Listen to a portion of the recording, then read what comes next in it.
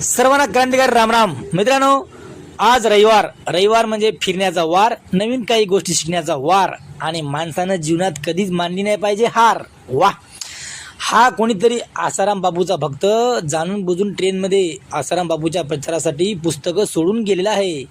वा, काय डेडिकेशन आहे.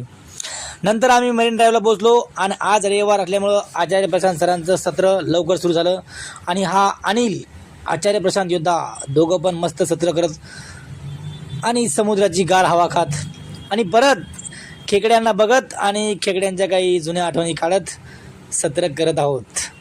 आणि आज भयंकर गर्दी होती मरीन ड्राईव्हला. त्यानंतर हे सत्र रात्रीपर्यंत चाललं मित्रांनो.